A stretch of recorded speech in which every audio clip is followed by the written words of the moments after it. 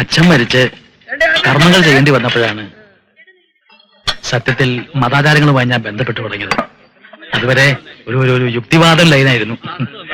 അന്ന് തുടങ്ങിയ പിന്നെ ഇന്നുവരെ ഭഗവാനുമായി റെസ്പെക്ട്ഫുൾ ഡിസ്റ്റൻസിലാണെങ്കിലും നല്ല ബന്ധമാണ്. പക്ഷേ രാധയ്ക്ക് ഈശ്വര കാര്യങ്ങളിൽ പ്രായത്തിൽ കവിഞ്ഞ താല്പര്യമുണ്ടോ എന്നൊരു സംശയം. അങ്ങനെയൊന്നുമില്ല. ഓഫീസിലാണെങ്കിൽ ഒരുപാട് ജോലിയുണ്ട്. അത് കഴിഞ്ഞ് ഹോസ്റ്റലിൽ ചെന്നാ അറിയാലോ അന്തരീക്ഷം. ഇടയ്ക്ക് എപ്പോഴെങ്കിലും അമ്പലങ്ങളിൽ ചെല്ലുമ്പോഴേ ഉള്ളൂ മനസ്സിനൊരു സമാധാനം. വീട്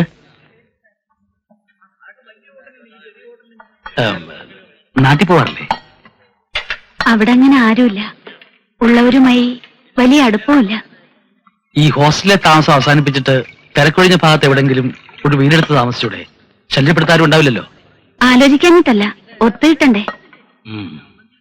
എന്റെ ഹൗസ് ഓണറിന്റെ ഭാര്യ വീട് ഇവിടെയാ.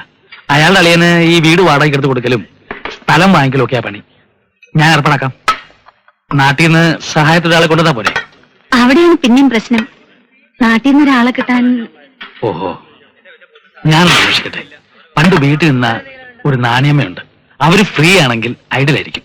ബാല്യകരിയായിട്ടല്ല, വിശ്വസിക്കാൻ കൊള്ളാവുന്ന ഒരു കൂട്ട്. ആ 10 രൂപ കൂടിയാലും ഇത്രയും സൗകര്യമുള്ളൊരു വീട് ഒത്തുകിട്ടാൻ ബുദ്ധിമുട്ടാ ഈ നാട്ടില്. അത് ശരിയാ. അസല് കാപ്പി. നാണയമ്മയുടെ കൈപ്പുണ്യം ഒട്ടും കുറഞ്ഞിട്ടില്ല. നന്നായി. എന്റെ ഭാഗ്യം. ഈ കുഞ്ഞിന്റെ വീട്ടിൽ നിന്നാ നാണിയമ്മ കാപ്പിയും ചായയും കൂട്ടാൻ പഠിച്ചത്. ഭാർഗവിയമ്മയുടെ ശിക്ഷണമാന്നേ അമ്മയുടെ. ബസിന് സമയായി. ഏതായാലും വാര്യർ സാറ് ഇത്ര പെട്ടെന്ന് ഇങ്ങനൊരു സൗകര്യം. ഫോർമാലിറ്റീസിലൊന്നും കമ്പമില്ലാത്ത രാധയുടെ സ്വഭാവത്തോടാണ് എനിക്ക് റെസ്പെക്ട്. വരട്ടെ. ആ നാണയമേ, ഈ എല്ലാം സ്വന്തം പോലെ നോക്കണം. അതത്രേ ഉള്ളൂ. പിന്നെ കുഞ്ഞേ, ശമ്പളത്തിന് കാര്യല്ലേ, അതോർത്ത് വിഷമിക്കണ്ട. തരുന്നത് വാങ്ങിച്ചാ മതി. പോരാത്ത ഞാൻ നിന്നോളാം. അതല്ല കുഞ്ഞേ. പിന്നെ രാധ നോക്കിച്ചായിരുന്നോ? എന്തിന്? അല്ല, വേണമെങ്കിൽ അമ്മയ്ക്കൊന്ന് എഴുതാ. വന്നൊന്ന് കാണട്ടെ. നിങ്ങൾ പറഞ്ഞ അനുസരിച്ചാ മതി. മനസ്സിലായോ?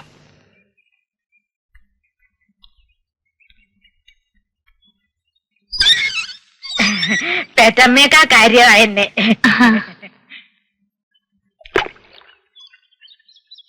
എന്താ സാർ അന്വേഷിച്ചത്?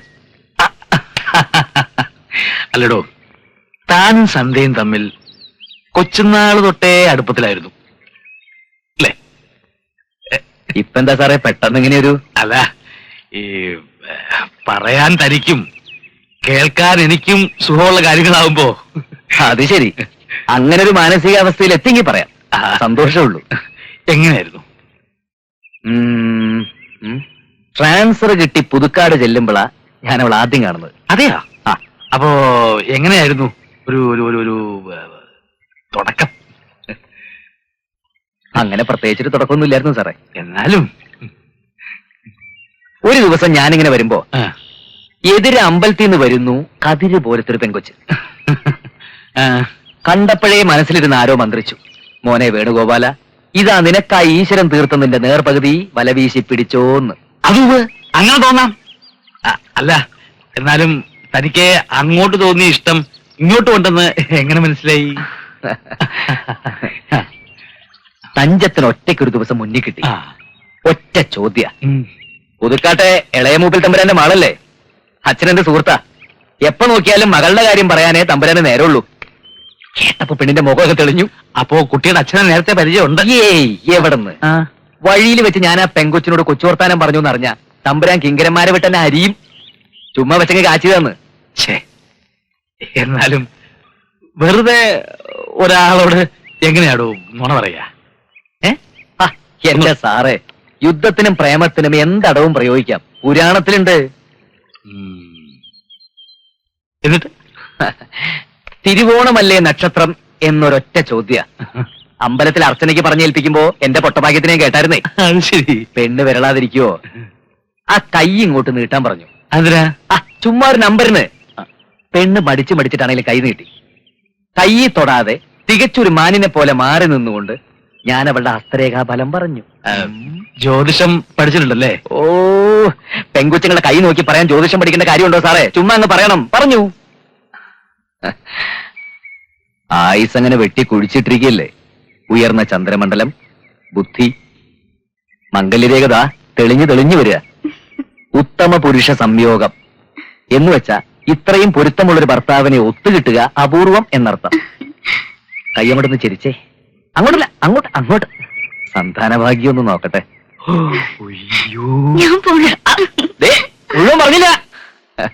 എന്റെ പൊന്ന് സാറേ, ആ ഓട്ടം കണ്ടപ്പോ ഞാൻ ഉറപ്പിച്ചു. എന്ത്? എര ചൂണ്ടെ കൊളുത്തിന്ന്.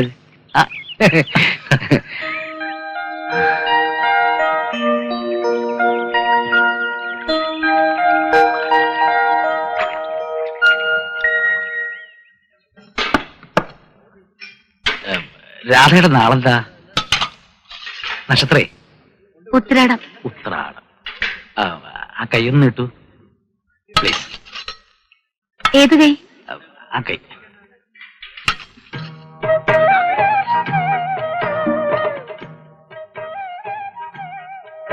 സാറിന് പാമശ്രീ അറിയാവോ? ആ, ആ, ശാസ്ത്രീയമായി പഠിച്ചിട്ടൊന്നുമില്ല, എന്നാലും ഏറെക്കുറെ ഒരു ഹോബി. ആയുസ് അങ്ങനെ വെട്ടിക്കുഴിച്ചിട്ടിരിക്കല്ലേ. ഉയർന്ന ചന്ദ്രമണ്ഡലം, ബുദ്ധി, മംഗല്യരേഖ അങ്ങനെ തെളിഞ്ഞു തെളിഞ്ഞു വരിക. ഉത്തമ പുരുഷ സംയോഗം എന്നുവെച്ചാൽ ഇത്രയും യോഗ്യനായ ഒരു പുരുഷനെ ഒത്തുകിട്ടുക അപൂർവമാണ് എന്നർത്ഥം. സാറ് ശാസ്ത്രീയമായി പഠിച്ചിട്ടില്ലെന്ന് പറഞ്ഞത് നേരാ. സാറ് കാണിച്ചതല്ല ആയുർരേഖ. പിന്നെ സ്ത്രീകളുടെ ഇടത്തെ കയ്യാ നോക്കേണ്ടത്. സാറ് നോക്കിയത് ഈ കയ്യാ.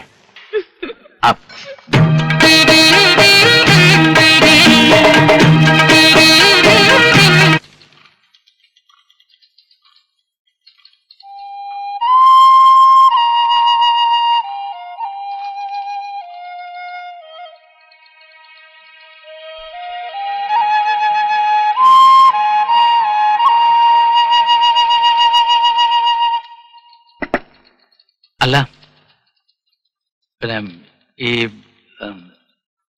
ഒന്നുമില്ല. എന്താ സാർ? ഒന്നുമില്ല.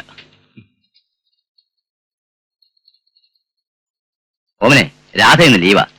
അത്യാവശ്യമുള്ള വല്ലതുണ്ടെങ്കിൽ സെൻഡ് ഇറ്റ് ഔട്ട് മീ. ആ വൗച്ചേഴ്സ് അയച്ചേക്കും. ശരി sir. Good morning sir. Morning.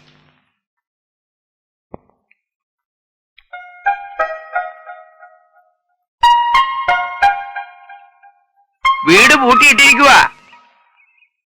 അവിടെ ആരുമില്ല, ആശുപത്രിയിൽ പോയേക്കുക. ആശുപത്രിയിലോ? ഓ, സുഖമില്ല അത്രേ. വണ്ടി കയറി പോണത് കണ്ടു. ഏത് ആശുപത്രിയിലേക്കാന്നാവർ? എന്റെ കുഞ്ഞെ, എന്തു പറ്റി? പരിക്ക് പ്രാന്തിയാന്നും പറഞ്ഞ് കുറച്ച് ചക്ക തെക്കേ വീട്ടുകാർ കൊണ്ട് തന്നു. പച്ചയ്ക്ക് 5-6 ചോള ഞാൻ തിന്നതാ. നോവെടുത്തിട്ട് എന്റെ നല്ല ജീവൻ അങ്ങ് പോയി. വയറ്റൊഴിച്ചിലും ഛർദിയും. ഈ കുഞ്ഞിനെ ഇന്നലെ രാത്രിയിൽ ഞാൻ ഉറക്കിയിട്ടില്ല. അയ്യോ, ഡയറി ആയിരുന്നു. ഡോക്ടറെ കാണിച്ചു. ഇപ്പൊ ആശ്വാസമുണ്ട്. ഓഫീസില് ലീവാണെന്ന് പറഞ്ഞു. ഇവിടെ ഹോസ്പിറ്റലിൽ പോയെന്ന് പറഞ്ഞപ്പോ ഒന്ന് പേടിച്ചു.